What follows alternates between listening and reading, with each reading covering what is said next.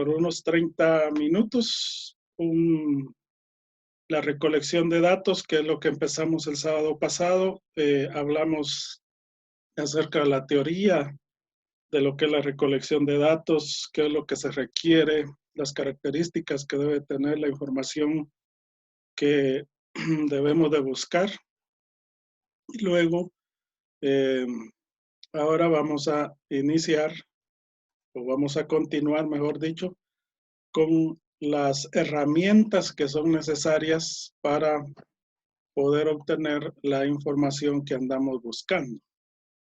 En esa información que andamos buscando, lógicamente, pues hay algunas cuestiones metodológicas que tenemos que aprender para lograr una buena aceptación de la hipótesis o confirmación de la hipótesis. Ustedes ya saben que un cuestionario, una entrevista, que son las herramientas por excelencia, nos van a decir o nos van a comprobar o confirmar la hipótesis que nosotros tenemos. Al final, la conclusión será verificar si los datos nos dieron la razón o no acerca de la hipótesis que nosotros tenemos. Bueno, empezamos entonces con los niveles de medición. Como estábamos en la operacionalización de las variables de la hipótesis, pues habíamos primero escogido o determinado dos variables. Y si estamos en una hipótesis de causa y efecto, pues encontramos una variable dependiente e independiente. Estas variables dependiente e independiente les establecimos sus indicadores. Esos indicadores son los que se miden. Y de esos indicadores es que nosotros nos tenemos que anclar en esta oportunidad para elaborar la herramienta de recolección de datos.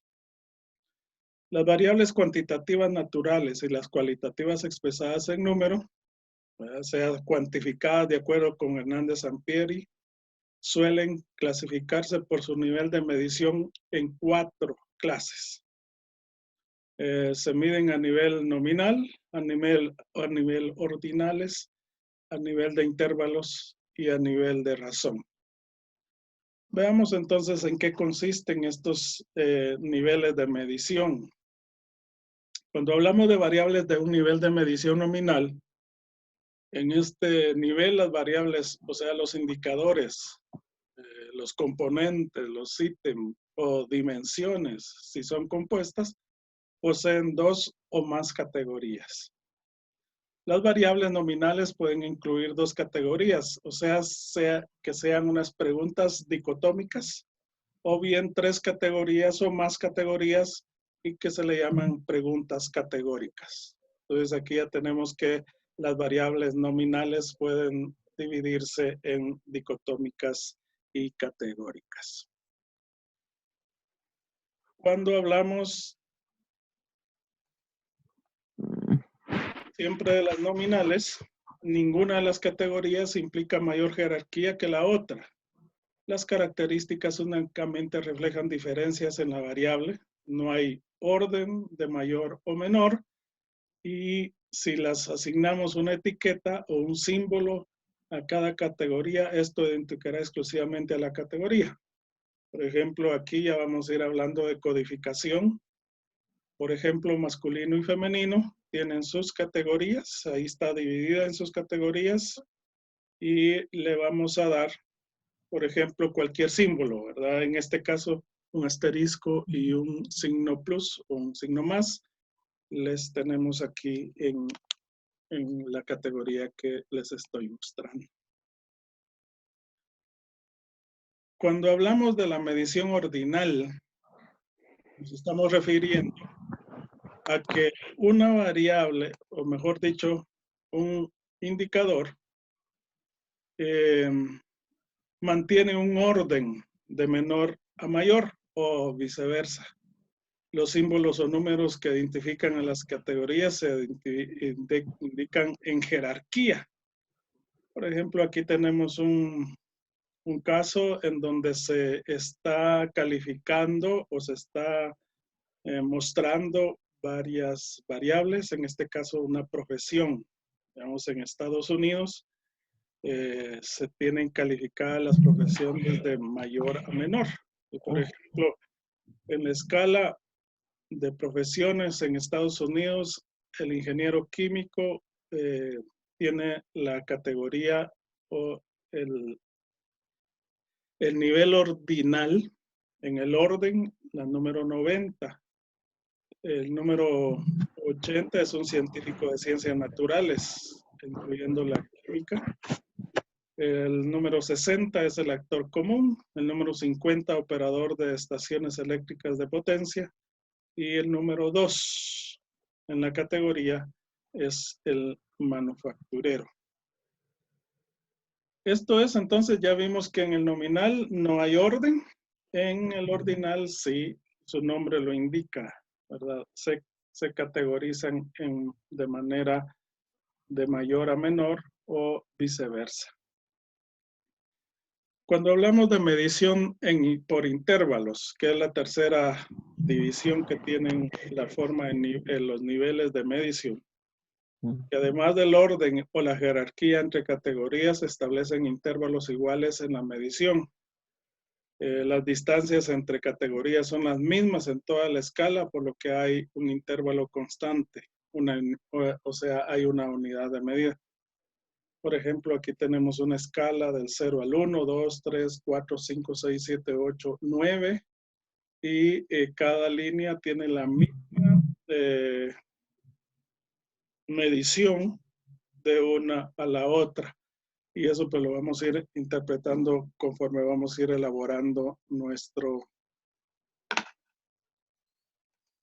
herramienta. Vamos a darle acceso aquí a Lili Pérez y a Andrea Neje. Muy bien.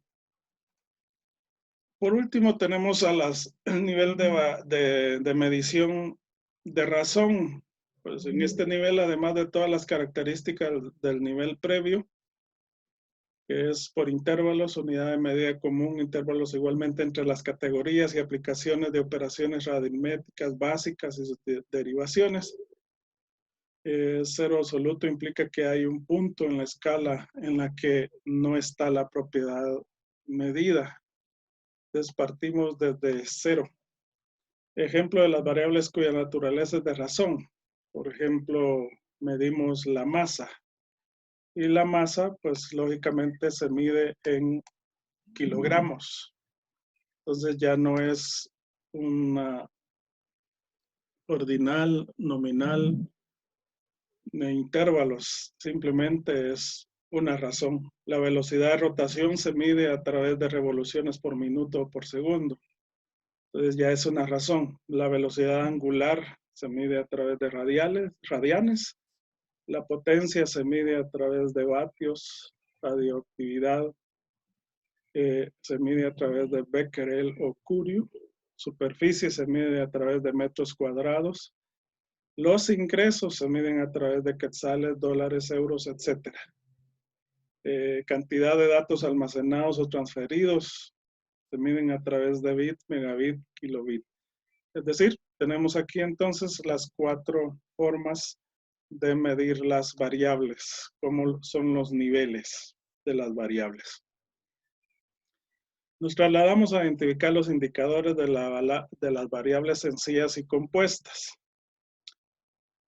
Aquí tenemos que definir que hay 2 clases de variables. Primero son las sencillas, también se denominan unidimensionales porque poseen un único indicador, un ítem o escala.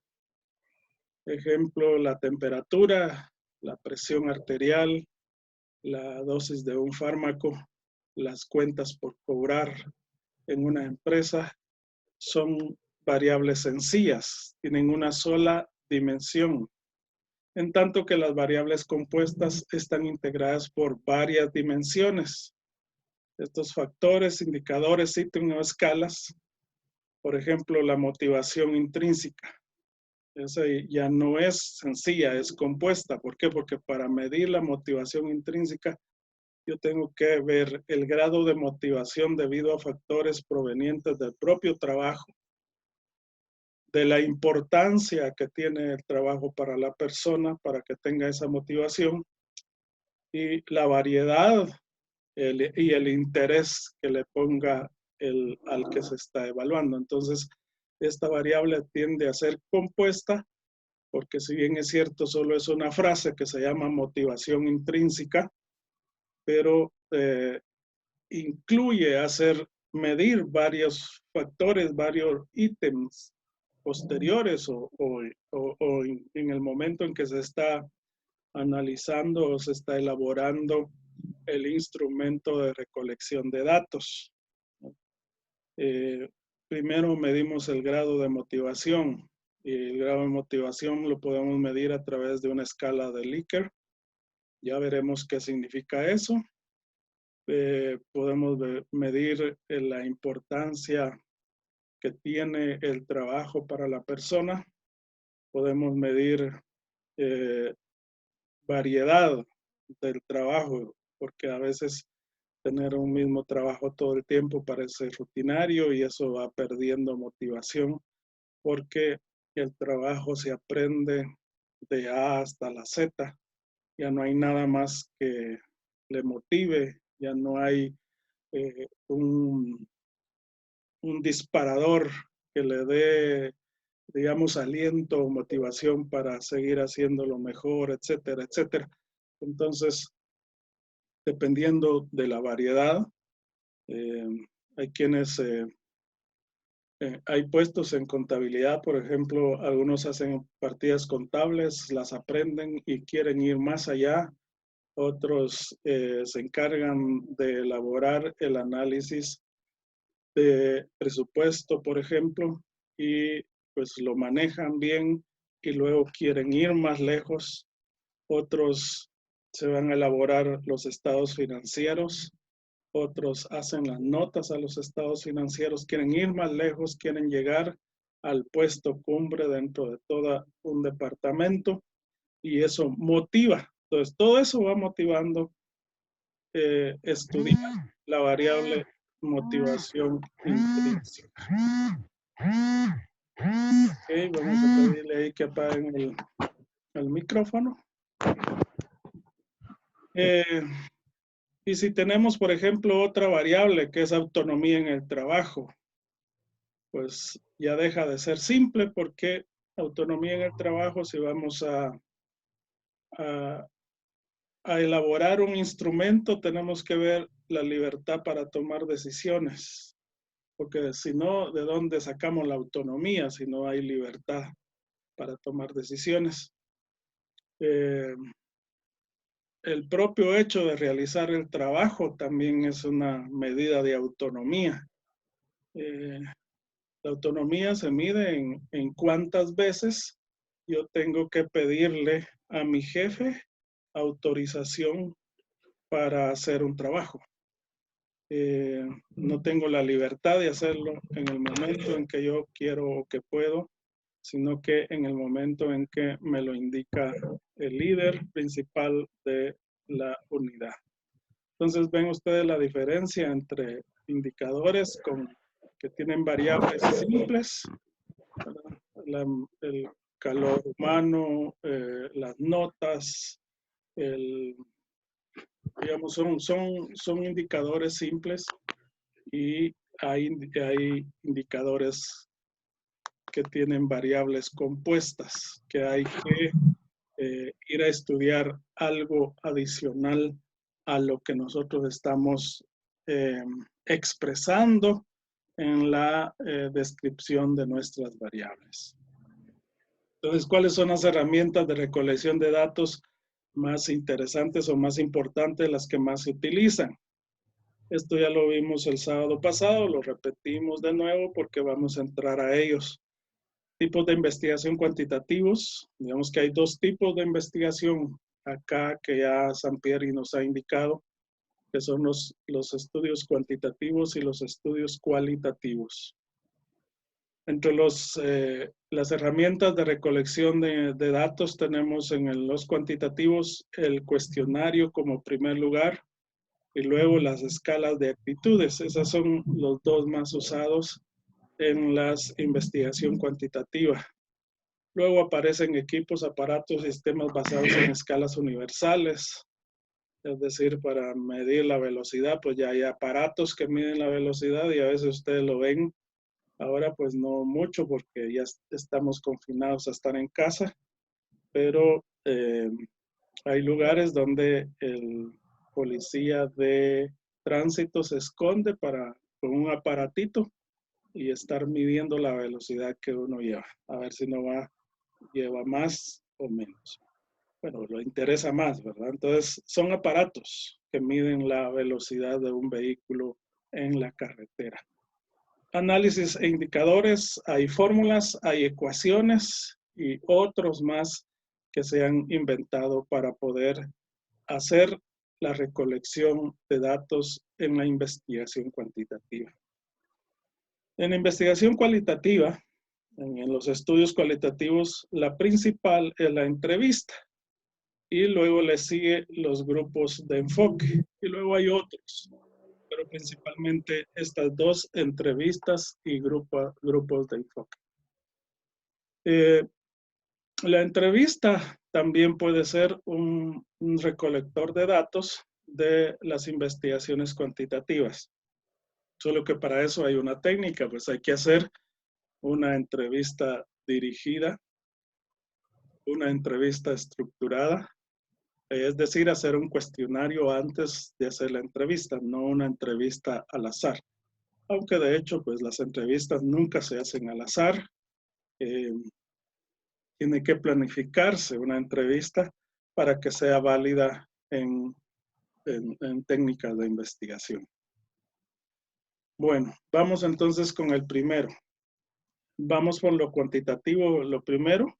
Eso es lo que ustedes han estado trabajando y van a tener que trabajar.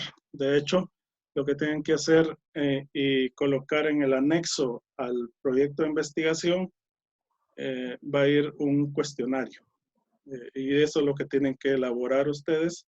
Los que ya van adelantados ya pueden empezar a hacer su cuestionario y vamos a ver cómo se hace. Bueno, ¿qué es un cuestionario? Pues ya todos sabemos, porque esto sí lo hemos manejado desde que entramos a la escuela. Siempre, digamos, en Guatemala la forma de calificar es a través de un cuestionario de preguntas. Entonces, un cuestionario es un conjunto de preguntas respecto a una o más variables que se van a medir. El contenido de las preguntas de un cuestionario es tan diverso como los aspectos que evalúa. Fundamentalmente se consideran dos tipos de preguntas. Aquí hay cerradas y abiertas. Esto lo tenemos que conocer a la hora de estar elaborando un cuestionario que vamos a hacer en el proyecto de investigación para, si nos queda tiempo para hacer la prueba piloto, pues la vamos a hacer entre nosotros y vamos a validar, porque para eso sirve la prueba piloto, para validar las preguntas, si en realidad estamos obteniendo los datos que requiere nuestra investigación. Ok, entonces el cuestionario. Estas preguntas hay unas cerradas y otras abiertas. Las preguntas cerradas presentan a los participantes o sujetos, categorías u opciones de respuesta que han sido delimitadas previamente para que escojan una o la otra. Si es dicotómica. Si tiene varias respuestas, pues las que se requiera que respondan, o varias en el caso de respuestas múltiples, dependiendo de la clase de pregunta. Las preguntas pueden ser dicotómicas, es decir, de dos posibilidades de respuesta. Las dicotómicas aquellas que responden sí o no. O tener varias opciones de contestación, es decir, de todo el listado que aparece, indique cuáles son las características que debe contener una pregunta y aparece un listado y entonces uno tiene que escoger más de una posibilidad de las que encuentre. En cambio, las preguntas abiertas no delimitan de antemano las opciones de respuesta, por lo cual el número de categorías es muy elevado y puede variar. Acá vamos a hablar de la codificación y el análisis de los datos. El análisis de la información o de datos que tenemos para hacer la información, después del análisis nace la información, mientras tanto son datos. Tenemos los datos en preguntas dicotómicas, es más sencillo, es más rápido, es más agradable, pues tener que clasificar, primero codificar y posteriormente analizar las preguntas dicotómicas, porque son dadas en sí o no, falso o verdadero, etcétera. Entonces son dicotómicas, una o la otra. Y pues es más rápido, no requiere mucho análisis. El vaciado de estas, digamos, si a ustedes les toca que hacer una encuesta de 250 formularios o cuestionarios, en este caso, pues vaciar esos 250 cuestionarios es un trabajo bastante arduo. Entonces las preguntas dicotómicas salen más rápido. A diferencia de las preguntas abiertas que van a responder de acuerdo al entendimiento de cada persona a quienes se les pregunte. Y hay personas que son muy breves en responder, pero hay personas que necesitan un libro para responder. Entonces, nos vamos a encontrar con las respuestas cortas y respuestas medianas, respuestas largas y algunas respuestas que no es la respuesta a la pregunta que se ha hecho, porque muchas veces el ambiente en donde se hacen los cuestionarios no es el adecuado, entonces el que está siendo encuestado se distrae. Entonces, tenemos esas dificultades con las preguntas abiertas y cuando vamos a hacer el análisis, pues hay que categorizar todas aquellas preguntas abiertas, homogeneizarlas, por ejemplo, es uno de los trabajos que hay que hacer, aquellas que hablan del mismo tema o de la misma manera, o unos se quedan cortos, otros se quedan largos, y vamos haciendo un banco de respuestas. Eso es para hacer el análisis. Este es un ejemplo de una pregunta dicotómica. Por ejemplo, voy a voy a dar unos 10 minutos más y vamos a parar la grabación para poder volver a ingresar. En el área de manufactura se cuenta con políticas de calidad escritas, es la pregunta. Y la opción que tiene el que está siendo encuestado es sí o no. Si las políticas de calidad se las dan por escrito al trabajador, entonces dice sí. Y si no, pues dice no. Es bien sencillo y es bien fácil. Vamos con una pregunta cerradas o con posibilidad de varias respuestas.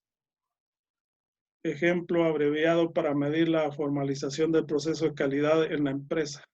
La pregunta es, ¿en esta empresa se cuenta para el área de manufactura con? Entonces ahí hay varias opciones.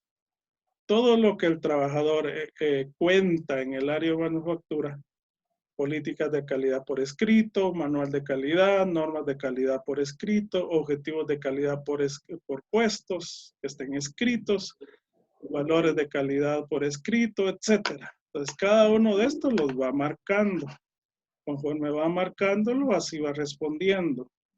Entonces, cuando vamos a codificar, nosotros, por ejemplo, a la primera le ponemos 1, 2, 3, 4, 5, 6. Cuando vemos el cuestionario ya elaborado, ya respondido, entonces solo vemos y ponemos en nuestro Excel o en nuestro sistema si fue 1, 2 o 3 la respuesta, o si fueron la 12 y la 3 y la 4, o si fue la número 5, etcétera. Le ponemos una numeración. Cuando regresemos, que vamos a salirnos, cuando regresemos, vamos a ir a ver cómo, a buscar la herramienta en donde hacer estas encuestas, ¿verdad? Porque, digamos, ustedes tienen, ya bajaron Office 365 de la universidad y les proporciona, pues tenemos ahí una herramienta que nos puede ayudar.